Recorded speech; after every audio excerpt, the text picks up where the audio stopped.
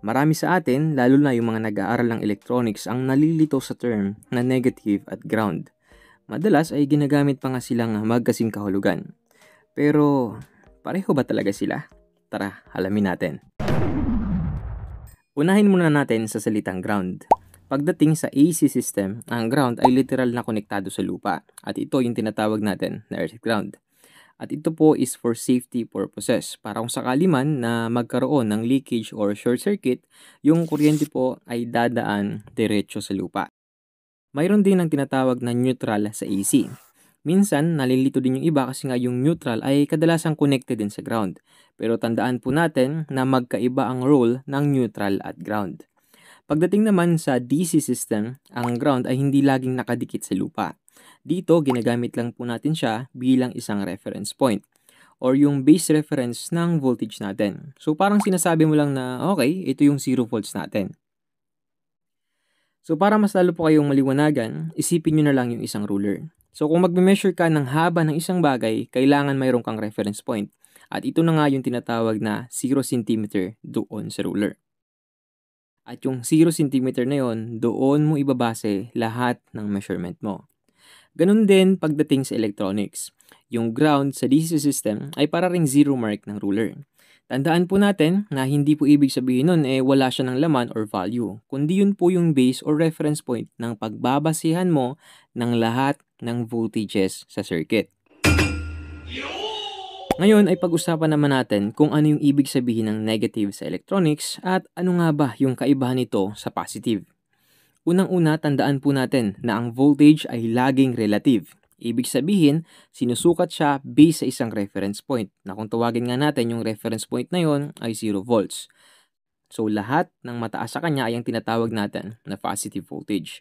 At lahat naman ng mas mababa sa kanya ay ang tinatawag natin na negative voltage.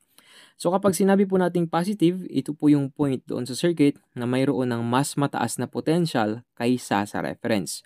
Parang nakaangat siya or nasa itaas siya ng 0.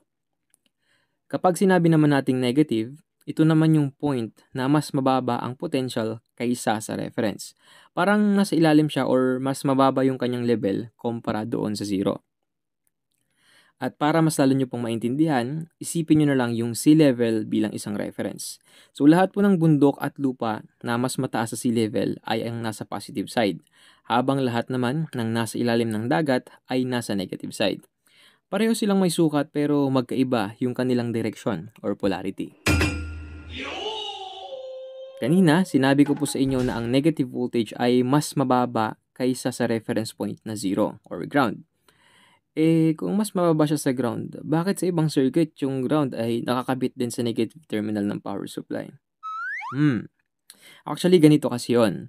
Tandaan po natin na ang ground ay hindi laging nakatali sa isang particular na terminal. Siya ay simpleng reference point kung saan natin binabase ang lahat ng sukat ng voltage. Sa madaling salita, si ground is equivalent to 0 volts kasi nga siya yung ating reference point. Samantalang ang negative naman ay ang voltage level na mas mababa kaysa sa ground.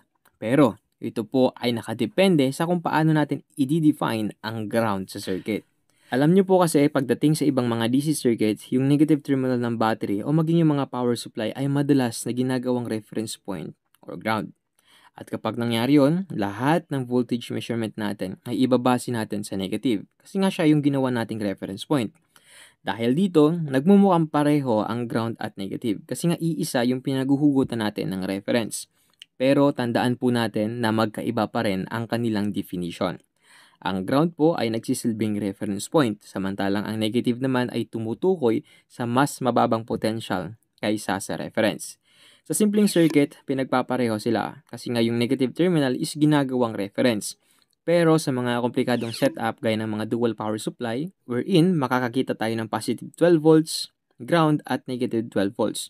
So doon pa lang sa ganung setup, makikita na natin na mayroong ground na nakahiwalay doon sa positive at negative. So doon, sa ganong simpleng explanation, mas malinaw natin na maiintindihan kung bakit hindi sila palaging magkapareho. Kaya tandaan po natin, hindi talaga magkapareho ang ground at negative. Nagiging magkasing kahulugan lang sila depende sa kung paano mo i-configure ang circuit. So sana po ay meron kayong natutunan sa ating napakasimpleng video. Maraming salamat. Pwede po kayo mag-iwan ng comment dyan sa comment section below. Huwag niyo rin kakalimutan i-hit ang like and subscribe. Pa-hit na rin po ako ng notification bell para maging updated kayo sa ating mga future upload.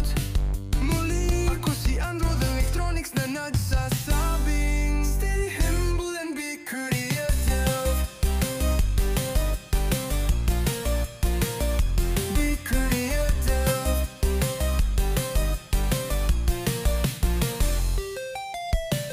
Pwede po kayo mag-iwan ng comment dyan sa comment section below.